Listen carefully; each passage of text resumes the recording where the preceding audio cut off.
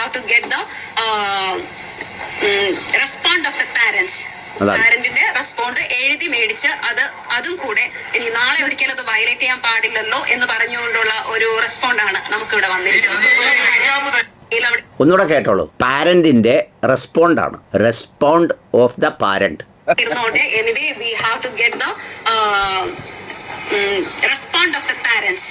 പാരന്റിന്റെ respond എഴുതി മേടിച്ച് അതും കൂടെ ഇനി നാളെ ഒരിക്കലും അത് വയലേറ്റ് ചെയ്യാൻ പാടില്ലല്ലോ എന്ന് പറഞ്ഞുകൊണ്ടുള്ള ഒരു റെസ്പോണ്ടാണ് നമുക്കിവിടെ വന്നിരിക്കുന്നത്. എന്തായാലും നമ്മുടെ പത്രക്കാരായതുകൊണ്ട് അതിലൊന്നും അവർക്ക് പരാതി ഉണ്ടാവില്ല. അവർക്കിപ്പോൾ റെസ്പോണ്ട് ആയാലെന്താ, എന്തോ ആയാലെന്താ. പ്രത്യേകിച്ച് മാഡം പറയുമ്പോൾ അങ്ങനൊരു പ്രശ്നമേ ഇല്ല.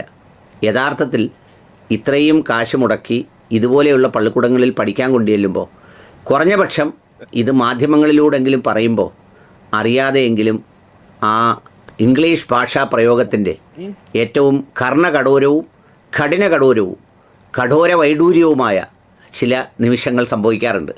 റെസ്പോണ്ട് വെർബാണ്, റെസ്പോൺസാണ് നൗൺ.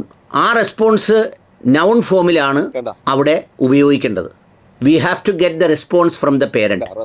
അതാണ് correct. We have to get the response from the parent, not